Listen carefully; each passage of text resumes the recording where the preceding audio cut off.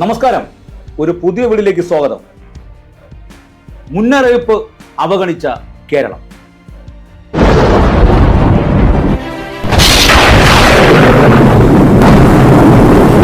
പ്രിയ സഹോദരീ സഹോദരന്മാരെ, വയനാട്ടിൽ നടന്ന പ്രകൃതി ദുരന്തം, ഉരുൾപൊട്ടൽ, ഇതിനെക്കുറിച്ച് കേന്ദ്രം ഇങ്ങനെയാണ് പറഞ്ഞിരിക്കുന്നത്. മുന്നറിയിപ്പ് കേരളത്തിന് കൊടുത്തെങ്കിലും കേരളം അത് അവഗണിച്ചു എന്നാണ്. എന്നാൽ എന്താണ് സംഭവിച്ചത്? അതാണ് ഇന്നത്തെ വീഡിയോ. നമുക്ക് മുഖ്യമന്ത്രിയുടെ വാക്കിലേക്ക് പോകാം.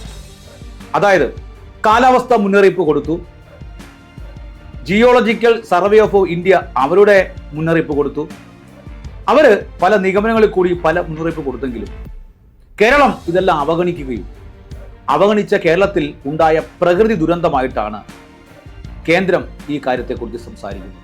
എന്നാൽ നമ്മുടെ മുഖ്യമന്ത്രി ആ കാര്യത്തിനൊന്നും മറുപടി പറയാൻ പോകാതെ വളരെ കൃത്യമായി തന്നെ രേഖകൾ ചൂണ്ടിക്കാണിച്ചുകൊണ്ട് എന്തുകൊണ്ടാണ് ഇത്തരത്തിലുള്ള സംഭവം, ഈ വലിയ ഉരുൾപൊട്ടൽ ഈ വയനാട്ടിൽ ഉണ്ടായതിനെക്കുറിച്ച് അദ്ദേഹം സംസാരിക്കുന്നത് കേട്ട് നമുക്ക്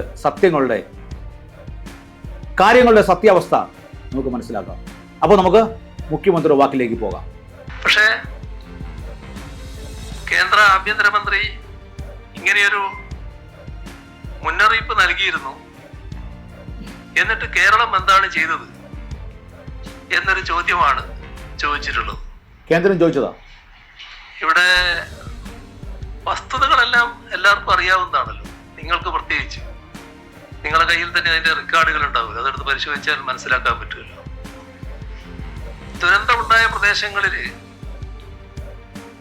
ഓറഞ്ച് അലർട്ടാണ് ആ ഘട്ടത്തിൽ നിലനിന്നിരുന്നത്. അവിടെ 115-നും 204 മില്ലിമീറ്ററിനും ഇടയിൽ മഴ പെയ്യും എന്നായിരുന്നു കേന്ദ്ര കാലാവസ്ഥാ കേന്ദ്രത്തിന്റെ മുന്നറിയിപ്പ്. കേട്ടല്ലോ, ഇന്നലെ ഞാൻ അതിലൊരു ഭാഗം പറഞ്ഞതാണ്.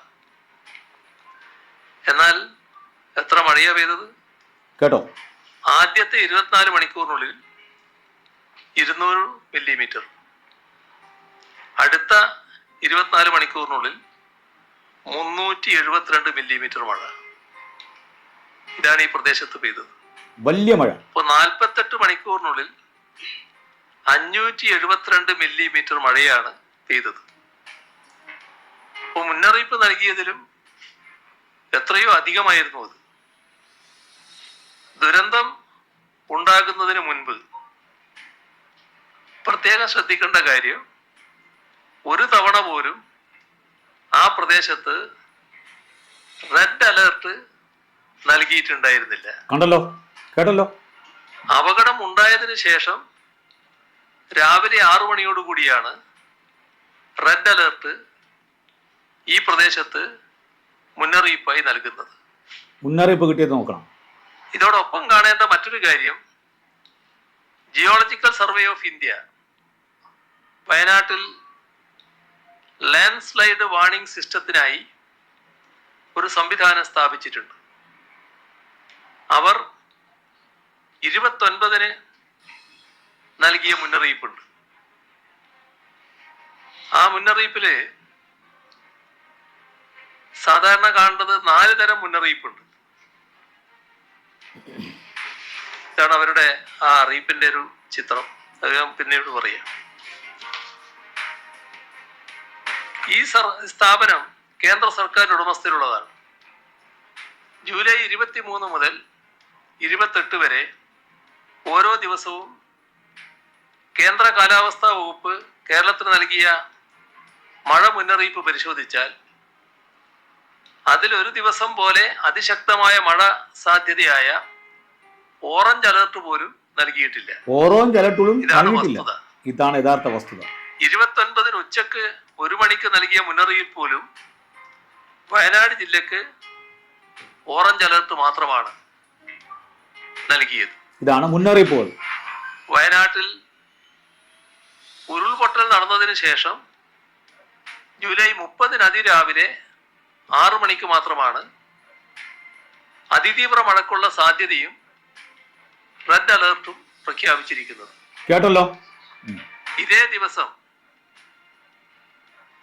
ജിയോളജിക്കൽ സർവേ ഓഫ് ഇന്ത്യ ഉച്ചക്ക് 2 മണിക്ക് നൽകിയ മണ്ണിടിച്ചിൽ, ഉരുൾപൊട്ടൽ ഇവ സംബന്ധിച്ച വയനാട് ജില്ലക്കുള്ള 30-ാം തീയതിക്കും 31-ാം തീയതിക്കുമുള്ള മുന്നറിയിപ്പില് പച്ച അലേർട്ടാണ് നൽകിയിരിക്കുന്നത്.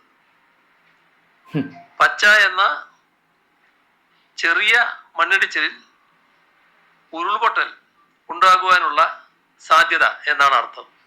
മുന്നറിയിപ്പിന്റെ അവസ്ഥ. എന്നാൽ അപ്പോഴേക്കും അതിതീവ്ര മഴ ലഭിക്കുകയും അപകടം സംഭവിക്കുകയും ചെയ്തു കഴിഞ്ഞു. മറ്റൊരു കേന്ദ്ര സർക്കാർ ഏജൻസിയാണ് കേന്ദ്ര ജല കമ്മീഷൻ. അവരാണ് പ്രളയ മുന്നറിയിപ്പ് നൽകാൻ ഉത്തരവാദപ്പെട്ട സ്ഥാപനം. എന്നാൽ ജൂലൈ 23 മുതൽ 29 വരെയുള്ള ഒരു ദിവസം പോലും കേന്ദ്ര ജല കമ്മീഷൻ ഇരുവഴിഞ്ഞി പുഴയിലോ ചാലിയാറിലോ പ്രളയ മുന്നറിയിപ്പ് പുറപ്പെടുവിച്ചിട്ടില്ല. മുന്നറിയിപ്പില്ല. ഇതെല്ലാമാണ് വസ്തുത. അപ്പോൾ പാർലമെന്റിൽ പറഞ്ഞ കാര്യങ്ങൾ വസ്തുതാ വിരുദ്ധമായ കാര്യങ്ങളായിട്ടാണ് വരുന്നത്. അതാണ് നമ്മൾ കാണേണ്ടത്. ഇവിടെ NDRF സംഘം വന്നതിനെ കുറിച്ച് പറയുന്നുണ്ട്. കേരളം മുൻകൂട്ടി ആവശ്യപ്പെട്ടതിന്റെ അടിസ്ഥാനത്തിൽ മഴക്കാലം തുടങ്ങുമ്പോൾ തന്നെ NDRF സംഘത്തെ ലഭ്യമാക്കിയിരുന്നു. അത് കേരളം ആവശ്യപ്പെട്ടതാണ്. നേരത്തെ 9 NDRF സംഘം വേണമെന്ന ആവശ്യം കേരളം ഉന്നയിച്ചതാണ്. വയനാട് ജില്ലയിൽ ഇതിലൊരു സംഘത്തെ സർക്കാർ മുൻകൂറായി തന്നെ വിന്യസിക്കുകയും ചെയ്തിരുന്നു. അത് സാധാരണ കേന്ദ്രത്തോട് ആവശ്യപ്പെട്ടത്, അത് ആ ആവശ്യം സംസ്ഥാനം നേരത്തെ ഉന്നയിച്ചതാണ്. കാലവർഷം ആരംഭിച്ച ദിവസം മുതൽ വിവിധ തരത്തിലുള്ള കാലാവസ്ഥാ മുന്നറിയിപ്പുകൾ കേന്ദ്ര കാലാവസ്ഥാ നിരീക്ഷണ കേന്ദ്രത്തിന്റെ ഭാഗമായി ലഭിക്കുന്നുണ്ട്. അതിനനുസരിച്ചുള്ള സുരക്ഷാ സംവിധാനങ്ങൾ ഓരോ പ്രദേശത്തും ഒരുക്കിയിട്ടുമുണ്ട്. ഓരോ പ്രദേശത്തും ഒരുക്കിയിരുന്നു. ഇവിടെ ഈ പ്രദേശത്ത് ഇന്നലെ സൂചിപ്പിച്ചതുപോലെ സമീപത്തുള്ള എല്ലാ സ്ഥലങ്ങളിലും, പ്രത്യേകിച്ച് റെഡ് സോണിന്റെ ഭാഗമായുള്ള ഇടങ്ങളിൽ മുന്നറിയിപ്പുകൾ നൽകുകയും ജനങ്ങളെ മാറ്റി പാർപ്പിക്കുകയും ചെയ്തിരുന്നു.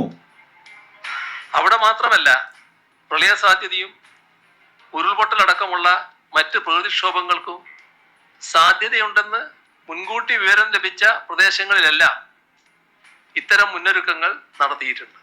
മനസ്സിലാവുന്നുണ്ടോ എല്ലാവർക്കും? ഇന്നലെ ഞാൻ പറഞ്ഞു, ആ പ്രദേശത്ത് ദുരന്ത സാധ്യതയുണ്ട് എന്ന് കാണുന്ന പ്രദേശത്തുള്ള ആളുകളെ നേരത്തെ തന്നെ ഒഴിവാക്കിയത് കൊണ്ട് കുറെ അപകടങ്ങൾ ഒഴിവാക്കാൻ നമുക്ക് കഴിഞ്ഞു എന്നുള്ളത്. ഇതിന്റെ പ്രഭവ കേന്ദ്രത്തിന്റെ. എന്നാൽ ഈ അപകടം നടന്ന സ്ഥലം, ഈ ദുരന്തം ആരംഭിച്ച പ്രഭവ കേന്ദ്രം അവിടുന്ന് 6-7 കിലോമീറ്റർ ഇപ്പുറത്താണ്. അത്തരമൊരു സ്ഥലത്ത് ആരും പ്രതീക്ഷിക്കുന്നില്ല ഇത്തരമൊരു ദുരന്തം. സാധാരണഗതിയിൽ അവരെ ഒഴിവാക്കുക എന്നുള്ളതും സാധാരണഗതിയിൽ ചിന്തിക്കുന്ന കാര്യമല്ല. 6 കിലോമീറ്റർ ഇപ്പുറം സംഭവിച്ചിട്ടുള്ളത്. ഇവിടെ നമ്മൾ ആലോചിക്കേണ്ട ഒരു കാര്യം, അത് കേന്ദ്ര ഗവൺമെന്റും ഗൗരവമായി ചിന്തിക്കേണ്ട കാര്യമാണ്. ഇതൊന്നും പരസ്പരം പഴിചാരുന്നതിന് വേണ്ടി ഞാൻ പറയുന്ന കാര്യമല്ല. കാലാവസ്ഥാ വ്യതിയാനത്തിൻ്റെതായ ഭാഗമായി വന്നിട്ടുള്ള മാറ്റങ്ങളുണ്ട്. ഇപ്പോ അതിതീവ്ര മഴ നമ്മളെല്ലാവരും ഇപ്പൊ പറഞ്ഞുകൊണ്ടിരിക്കുന്ന ഒരു കാര്യമാണ്. ആ അതിതീവ്ര മഴയുടെ ശക്തി എത്രയാണ്? നേരത്തെ നമ്മൾക്ക് അത്തരം ഒരു മഴ അനുഭവപ്പെട്ടിട്ടുണ്ടോ? അത്രയും കനത്ത മഴയല്ലേ ഓരോ ഘട്ടത്തിലും കിട്ടുന്നത്. അപ്പോൾ കാലാവസ്ഥാ വ്യതിയാനത്തിന്റെ ഭാഗമായി വരുന്ന മാറ്റങ്ങൾ, ആ മാറ്റങ്ങൾ പൂർണ്ണമായി ഉൾക്കൊള്ളാനും അതിനെ പ്രതിരോധിക്കാനുമുള്ള നടപടികളിലേക്ക് നമ്മൾ കടക്കണ്ടേ? ഇങ്ങനെ ചില പ്രശ്നങ്ങൾ ഉണ്ടാകുമ്പോൾ ആരെയെങ്കിലും പെടലിക്കിട്ട് അതിന്റെ ഉത്തരവാദിത്വം ഞങ്ങൾക്കല്ല എന്ന് പറഞ്ഞ് ഒഴിഞ്ഞു മാറിയത് കൊണ്ട് കാര്യങ്ങളിൽ നിന്ന് രക്ഷപ്പെടാൻ കഴിയൂ? ഇതാണിതിൽ നമ്മൾ ആലോചിക്കേണ്ട കാര്യം. കേന്ദ്ര ഗവൺമെന്റും ഗൗരവമായി ആലോചിക്കേണ്ടതാണ്. കാലാവസ്ഥാ വ്യതിയാനത്തിന്റെ ഭാഗമായി വന്നുകൊണ്ടിരിക്കുന്ന ദുരന്തങ്ങൾ, അത് പ്രതിരോധിക്കുന്നതിനാവശ്യമായ ഫലപ്രദമായ നടപടികളിലേക്കാണ് കടക്കേണ്ടത്. ഞാൻ ആവർത്തിച്ച് പറയാണ്, ഇതൊന്നും സാധാരണഗതിയിൽ പഴിചാരേണ്ട ഒരു ഘട്ടമല്ല. ഇപ്പോ ദുരന്തമുഖത്താണ് നമ്മൾ.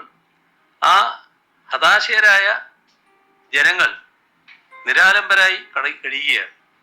അവരെ സഹായിക്കുക, രക്ഷിക്കേണ്ടവരെ രക്ഷിക്കുക. മണ്ണിനടിയിൽ കിടക്കുന്നവരെ അടക്കം കണ്ടെത്തുക, അതിന് കൂട്ടായ ശ്രമം നടത്തുക, ആ പ്രദേശത്തെ വീണ്ടെടുക്കാൻ ആവശ്യമായ കാര്യങ്ങൾ ചെയ്യുക. അവിടെ നഷ്ടപ്പെട്ടു പോയ ഗ്രാമമുണ്ട്, അതിനെ വീണ്ടെടുക്കുക. ഇതിനെല്ലാം നമ്മളെല്ലാവരും ഒന്നിച്ചു നിൽക്കുക എന്നതാണ് ഈ ഘട്ടത്തിൽ പരമപ്രധാനമായിട്ടുള്ളത്. ഇതിനാണ് സംസ്ഥാന സർക്കാർ ഏതായാലും മുൻതൂക്കം കൊടുക്കുന്നത്. അതിനെല്ലാവരും സഹകരിക്കണമെന്നാണ് പറയാനുള്ളത്. കേട്ടല്ലോ, അതായത് ഇവിടെ മുന്നറിയിപ്പുകൾ ജല commission, geological survey of India, കാലാവസ്ഥ, കേന്ദ്ര കാലാവസ്ഥ, ഇവരെല്ലാവരും കൃത്യമായിട്ടുള്ള മുന്നറിയിപ്പ് നൽകിക്കൊണ്ടിരുന്നു. പക്ഷേ അവരുടെ എല്ലാ മുന്നറിയിപ്പുകൾ കേരളം പല സ്ഥലങ്ങളിലും പ്രാവർത്തികമാക്കി. എന്നാൽ അവരുടെ മുന്നറിയിപ്പുകളെയും അപ്രസക്തമാക്കിക്കൊണ്ട് അതൊന്നും യാതൊരു കാര്യത്തിലും മനുഷ്യന്റെ നിഗമനത്തിൽ ഒതുങ്ങാത്ത നിലയിൽ പെയ്തിറങ്ങിയ കാലാവസ്ഥ വ്യതിയാനത്തിൽ പെയ്തിറങ്ങിയ വലിയ മഴ ഇത്രയും വലിയ ദുരന്തം കേരളത്തിന് നൽകി. എന്താണ് സംഭവിക്കുന്നത്? പ്രകൃതിക്ക് സംഭവിക്കുന്നത് മനുഷ്യന്റെ ക്രൂരമായ ഇടപെടൽ മുഖാന്തരവും കാലാവസ്ഥ വ്യതിയാന മുഖാന്തരവും ഉണ്ടാകുന്ന ഈ പ്രകൃതി ദുരന്തങ്ങൾ മനുഷ്യൻ ഇനി മുൻകരുതൽ കൂടി മാത്രമേ മുന്നോട്ട് യാത്ര ചെയ്യാൻ കഴിയുകയുള്ളൂ. ഒന്നുകിൽ മനുഷ്യൻ ഭൂമിയോടുള്ള കടപ്പാടുകൾ നിർവഹിക്കണം, അതിനെ ചൂഷണം ചെയ്യരുത്. അല്ല എങ്കിൽ ഇത്തരത്തിലുള്ള തിരിച്ചടികൾ നമ്മിൽ എല്ലാവരിലും വന്നുകൊണ്ടിരിക്കും. അപ്പോൾ എല്ലാവിധ മുന്നറിയിപ്പുകളും ലഭിച്ചെങ്കിലും ആ മുന്നറിയിപ്പുകളെല്ലാം അപ്രസക്തമാക്കിക്കൊണ്ട് കാലാവസ്ഥ വ്യതിയാന മുഖാന്തരം ഉണ്ടായിരുന്ന ഒരു വൻ ദുരന്തമാണ് നമ്മൾ കണ്ടുകൊണ്ടിരിക്കുന്നത്. പ്രിയ സഹോദരി സഹോദരന്മാരെ, യാഥാർത്ഥ്യങ്ങൾ ഇങ്ങനെയായിരിക്കുമ്പോൾ നമുക്ക് എന്ത് ചെയ്യാൻ കഴിയും? മുന്നോട്ട് പോകുക. വയനാട്ടിലെ ജനങ്ങളെ പിടിച്ചുയർത്താൻ സർക്കാരിന് കഴിയട്ടെ, മലയാളിക്ക് കഴിയട്ടെ, ആതുര സേവകർക്ക് കഴിയട്ടെ, സകല നന്മയുടെ ഹൃദയമുള്ളവർക്കും കഴിയട്ടെ എന്ന് പറഞ്ഞുകൊണ്ട് ഞാൻ അവസാനിപ്പിക്കുന്നു. God bless you.